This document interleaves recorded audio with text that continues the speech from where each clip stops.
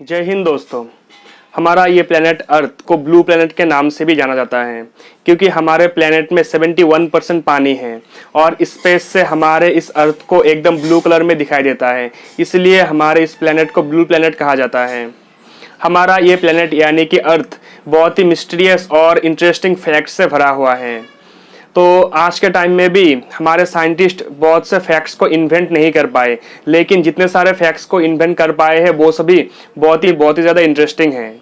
तो फिर आज के वीडियो में हम हमारे प्लेनेट यानी कि अर्थ के ऐसे कुछ मिस्टीरियस और इंटरेस्टिंग फैक्ट्स के बारे में जानेंगे जिनके बारे में शायद से आपको नहीं पता। तो फिर हमारे दुनिया के ये सभी इंटरेस्टिंग और मिस्टीरियस फैक्ट्स को जानने के लिए हमारे इस वीडियो में लास्ट तक बने रहें।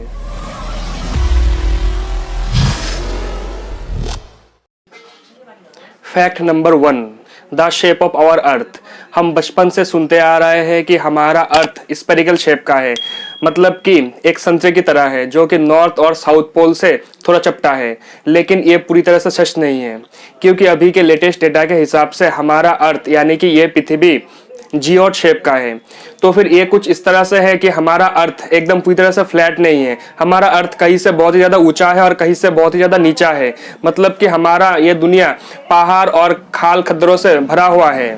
मतलब कि हमारे ये दुनिया ऊंचे ऊंचे पहाड़ और बहुत ही विशालकाय खालों से भरा हुआ है। और अगर इन सभी चीज़ों का एवरेज किया जाए तो फिर ये एक मोटा मोटी तौर पे एक राउंड शेप ले लेता है और इसीलिए इस लेटेस्ट डेटा के हिसाब से हमारे इस अर्थ को जियोट शेप का नाम प्रदान किया गया है। Fact number 2, the age of our earth. क्या आपको पता है हमारे ये दुनिया लगभग 4.5 बिलियन ईयर्स पुरानी है, मतलब कि 4500 मिलियन साल पुराना है हमारे ये दुनिया। तो फिर अभी आप ये पूछोगे कि कैसे पता लगा कि हमारी ये दुनिया 4.5 बिलियन ईयर्स पुरानी है। तो फिर इसे हम कुछ इस तरह से समझ सकते हैं कि जैसे इंसानों का एज जानने के लिए बर्थ सर्टिफिकेट का यूज़ किया जाता है, एनिमल्स का एज जानने के लिए उनका डीएनए टेस्ट किया जाता है, किसी पेड़ पौधे का एज जानने के लिए उस पेड़ को काटकर उस पेड़ के बीच में जो रिंग्स होते हैं उन रिंग्स से पता लगाया जाता है, ठीक उसी तरह से हमारे इस दुनिया के एज को रेडियोमेट्रिक मेथड से पता लगाया जाता है। तो फिर ये रेडियोमेट्रिक मेथड कुछ इस तरह से काम करता है कि रेडियोमेट्रिक मेथड से इस दुनिया में मौजूद सभी पत्थरों का एज कैलकुलेट किया जा सकता है। तो फिर इस दुनिया में सबसे जो पुराना पत्थर मिला है वो 4.5 बिलियन ईयर्स पुराना है और उस पत्थर का एज कैलकुलेट करके ही ये एजम्पशन किया गया है कि हमारे इस दुनिया का भी एज 4.5 बिलियन ईयर्स है। Fact number 3, the earth is the only planet that supports life. तो फिर हमारे ये दुनिया मतलब कि ये पृथ्वी यूनिवर्स में एक ऐसा लौता प्लेनेट है जिस पर लाइफ सपोर्ट करता हो। किसी भी एनिमल के लाइफ को पनपने के लिए मेनली 3 चीज़ों का जरूरत पड़ता है। पहला होता है हवा, पानी और मिट्टी। ये सभी चीज़ सिर्फ और सिर्फ हमारे इस दुनिया मतलब कि अर्थ पर ही मौजूद है और यूनिवर्स के किसी भी प्लेनेट में इस तरह के ये सभी एलिमेंट मौजूद नहीं है। इसीलिए सिर्फ और सिर्फ हमारे इस वर्ल्ड मतलब कि इस अर्थ में ही लाइफ सपोर्ट करता है और किसी दूसरे प्लेनेट में ये लाइफ सपोर्ट नहीं करता। Fact number 4, the gravitational force of our earth. क्या आपको पता है ग्रेविटेशनल फोर्स हमारे इस दुनिया में सभी जगहों पर एकदम समान नहीं है, कई जगहों पर ज्यादा है और कहीं पर कम है।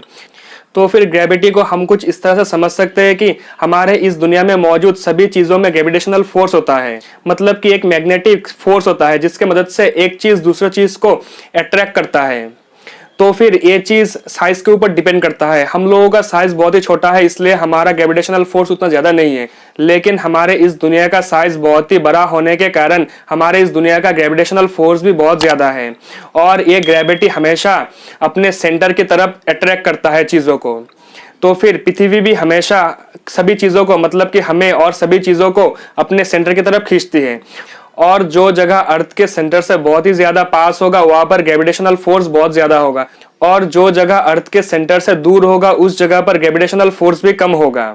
तो फिर हमारे अर्थ का नॉर्थ और साउथ पोल थोड़ा चपटा होने के कारण नॉर्थ पोल और साउथ पोल हमारे अर्थ के सेंटर से बहुत ही ज्यादा नजदीक है और अर्थ के बाकी दोनों साइड लंबा होने के कारण अर्थ के सेंटर से थोड़ा दूर है। इसलिए नॉर्थ पोल और साउथ पोल अर्थ के सेंटर से नजदीक होने के कारण यहाँ पर मैग्नेटिक फोर्स बहुत ही ज्यादा है और इसलिए यहाँ पर ग्रेविटेशनल फोर्स भी ज्यादा है। और इसी के ऑपोजिट अर्थ के बाकी दोनों साइड सेंटर से मतलब कि अर्थ के सेंटर से थोड़ा दूर होने के कारण यहाँ पर ग्रेविटेशनल फोर्स भी उतना ज्यादा नहीं है। Fact number 5, highest mountain of the world. तो फिर हम लोग बचपन से सुनते आ रहे हैं कि हमारे इस दुनिया का सबसे ऊंचा जो पहाड़ है वो है हिमालय का एवरेस्ट, और इस हिमालय के एवरेस्ट का हाइट है लगभग 8,848 मीटर्स। लेकिन ये पूरी तरह से सच नहीं है, क्योंकि हमारे इस दुनिया का सबसे ऊंचा माउंटेन माउंट एवरेस्ट नहीं है। माउंट एवरेस्ट से भी एक ऊंचा पर्वत हमारे इस दुनिया पे मौजूद है और उसका नाम है माउना किया, लेकिन वो इस दुनिया के ऊपर नहीं है। मतलब कि वो माउंटेन एक अंडर वाटर माउंटेन है और ये माउना किया पैसिफिक ओशन मतलब कि प्रशांत महासागर में मौजूद है। और इस माउना किया माउंटेन का हाइट है 10,205 मीटर्स, जो कि हमारे एवरेस्ट माउंटेन से भी लगभग 1,500 मीटर ऊंचा है। जहां माउंट एवरेस्ट का हाइट है 8,848 मीटर्स, उसी के अगेंस्ट इस माउना किया माउंटेन का हाइट है 10,205 metres. Fact number 6, earth to Mars weight ratio. क्या आपने कभी सोचा है कि आपका वजन मतलब कि वेट मंगल ग्रह में जाकर कितना होगा? तो फिर आज के वीडियो में मैं बताऊंगा कि आपका वेट मंगल ग्रह में कितना होगा। तो फिर किसी भी चीज का वेट उस प्लेनेट के ग्रेविटेशनल फोर्स के साथ इंटीग्रेट करके निकाला जाता है। इस दुनिया में मौजूद किसी भी चीज का कोई भी पर्टिकुलर वेट नहीं होता, वो वेट वेरी करता है उसके ग्रेविटेशनल फोर्स के हिसाब से। लेकिन एक चीज जो हर किसी चीज में कॉमन रहता है वो होता है मास।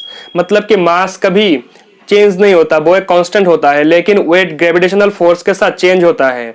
और इसी तरह से हमारे इस दुनिया में ग्रेविटेशनल फोर्स ज्यादा होने के कारण हमारे इस दुनिया में किसी चीज का वेट भी ज्यादा है, लेकिन वही चीज मार्स में ग्रेविटेशनल फोर्स कम होने के कारण उस चीज का वेट कम हो जाता है।